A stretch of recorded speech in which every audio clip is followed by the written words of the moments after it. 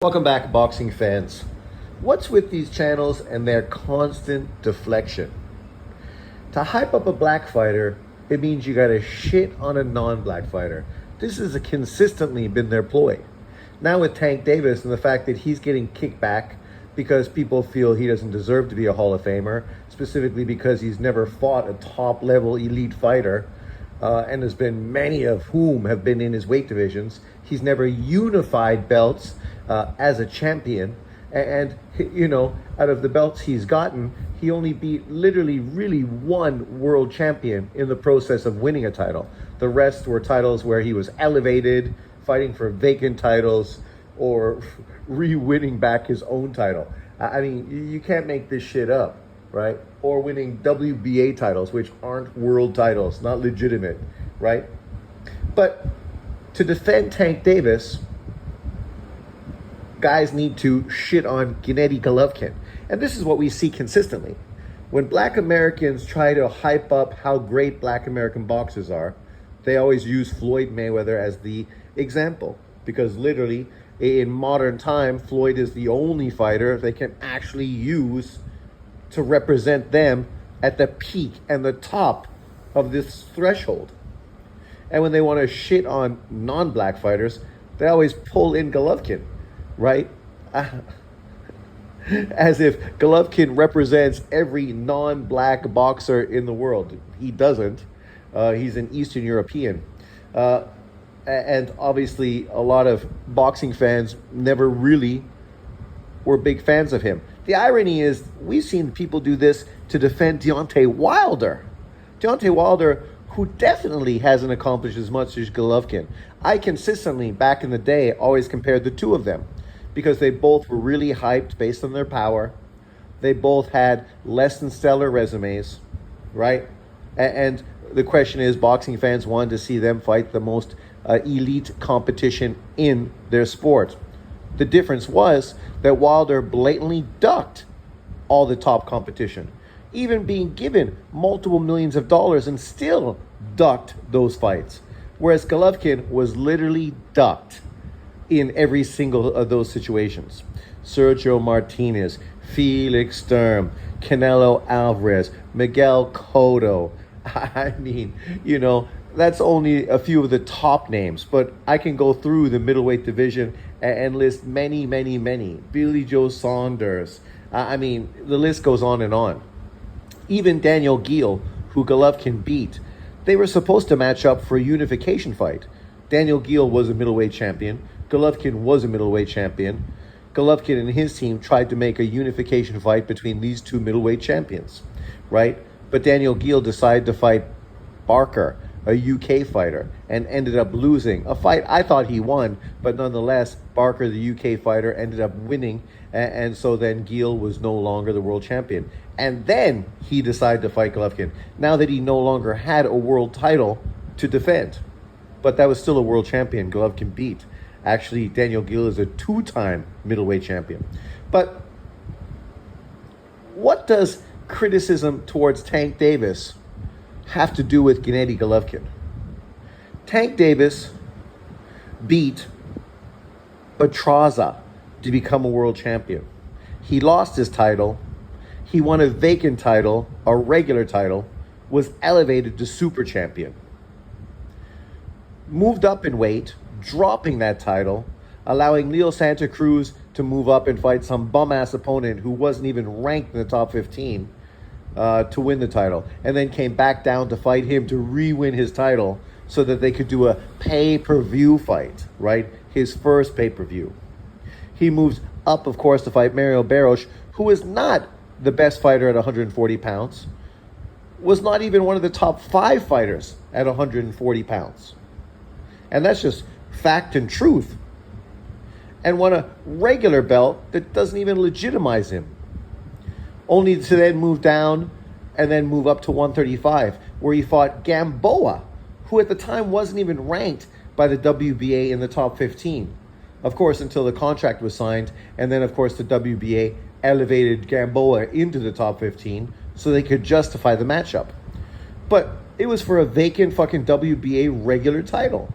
There was a legitimate WBA champion. That was Vasily Lomachenko. Tank Davis could have chased the legitimate champion, but he'd already ducked him for years at 130 pounds. Why would he now challenge him at 135? Of course he wouldn't. He'd rather go the easy route to fight a fucking old man who'd been irrelevant since he got beat by Bud Crawford 7 to 8 years earlier. And that's his fucking whole career right there. After that, he consistently pulled fighters up in weight. 5 or 6 of them he's pulled up in weight. 5 or 6 fighters he's pulled up in weight. Yet he's not criticized for doing that. I just saw some of his fans today on social media talking about how they think Tank Davis should fight Jamal Herring, because Jamal Herring is a legitimate challenge for him because he's the guy that beat Lamont Roach. Well, just fight fucking Lamont Roach then. The guy most people feel beat you. Why are you going to fight semi-retired Jamal fucking Herring, who also you'd have to pull up from 130 pounds, who doesn't have a world title? As if that's a fight anyone would fucking care about. But this is Tank Davis fans. They prefer that he doesn't try to prove himself. They prefer he cherry picks his whole career just to stay unbeaten so he can retire like Andre Ward and Floyd Mayweather and say that he retired unbeaten, undefeated. Yeah, but yet we know the cap around this whole fucking career. Literally, you blatantly ducked all the best fighters in and around your weight division. You didn't fight fucking Lomachenko. You didn't fight Devin Haney. You didn't fight Teofimo Lopez. And you didn't fight Shakur Stevenson, who's still in your division and is considered pound for pound one of the best fighters in boxing today. Literally, you have a pound for pound fighter in your weight class.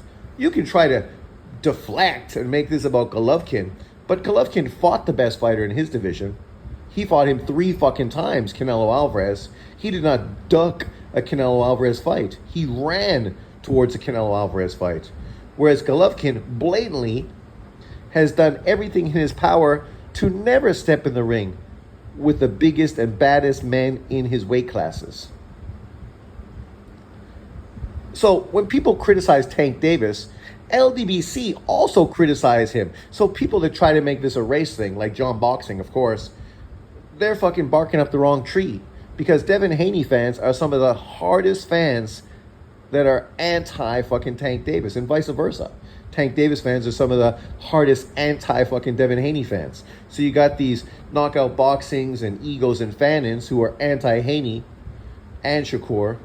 And then, of course, you got Devin Haney LDBC fans that are anti-Tank Davis. This is the same as the Errol Spence-Bud Crawford scenario. Black on black crime, right?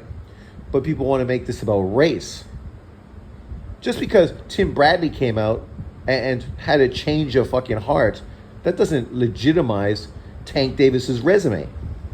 Tank Davis was literally in line to rematch Lamont Roach.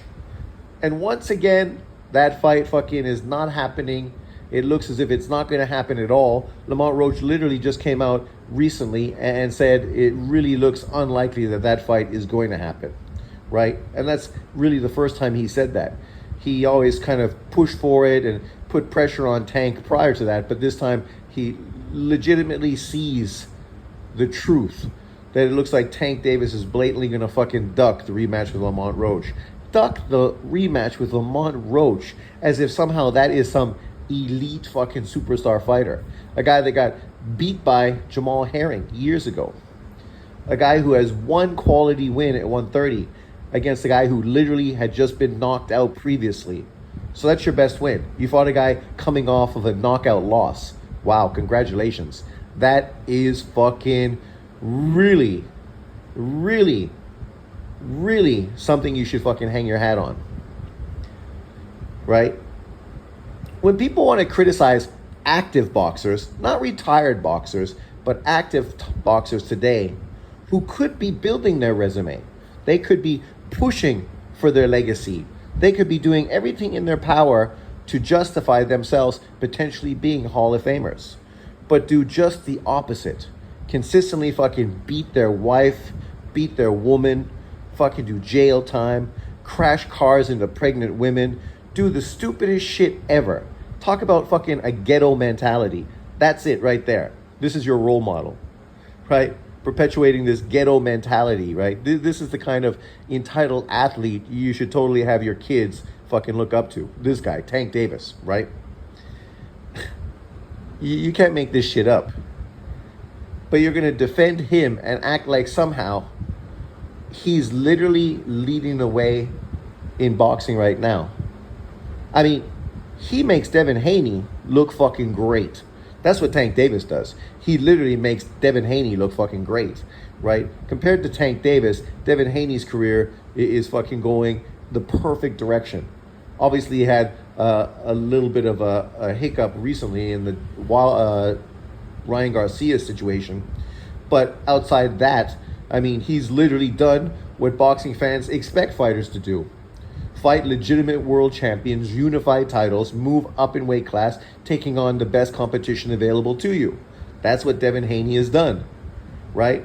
Shout out to Devin Haney doing what boxing fans want every fucking top fighter to do.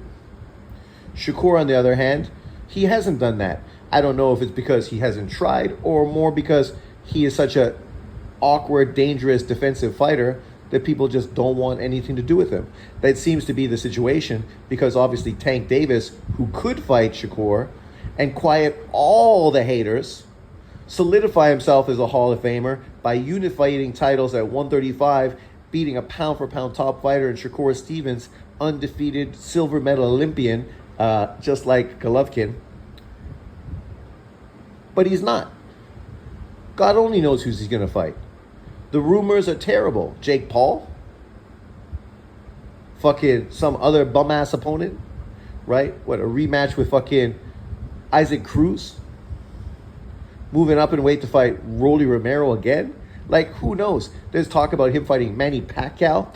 Who the fuck wants to see Tank Davis fight a 46-year-old Manny Pacquiao? Acting as if somehow that's going to build his legacy. It ain't building his legacy. Pacquiao just had a draw with fucking... what's his face? Mario fucking Barros. Right? Like, nobody needs to see fucking Manny fight fucking Tank Davis. That ain't interesting at all. But that's, of course, probably the direction Tank Davis and his team, Al Heyman and the BBC, probably would prefer him to go. Because they don't want him to fight legitimate top-level competition, which potentially could beat him and upset the fucking money train. No. They want to keep him trying to make the biggest potential fights available to fill their pockets off of casual boxing fans, pushing pay-per-views. You know that, and I know that. But a guy like this would rather make the criticism towards Tank Davis somehow about Gennady Golovkin. The irony is nobody was calling Gennady Golovkin the face of American boxing. Nobody was saying that. Never, ever have you ever heard somebody say that Gennady Golovkin was the face of American boxing. He's the face of Kazakhstanian boxing. That's true. That's a fact. But as far as American boxing, nobody said that. Ever. But that's what people were saying about Tank Davis. Thinking that he's pound for pound one of the best fighters. I mean, Knockout Boxing and others had him literally pound for pound number one. Above Crawford, Usyk, and Inouye, and Bivol. Nothing this guy's done puts him even close to what those fighters has done. He hasn't even done what Kenshiro Taraji has done. Kenshiro Taraji's fought more world champions. Kenshiro Taraji's a legitimate two-weight world champion who unified titles in both divisions.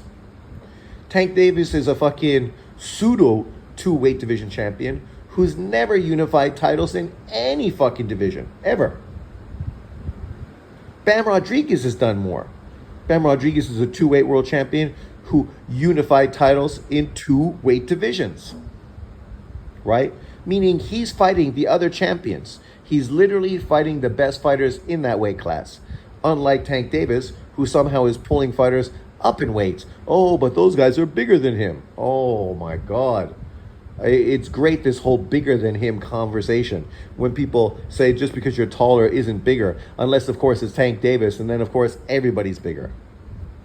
Like, it's cool you want to defend Tank Davis. Not because you're a fan of his, but just because he's black like you.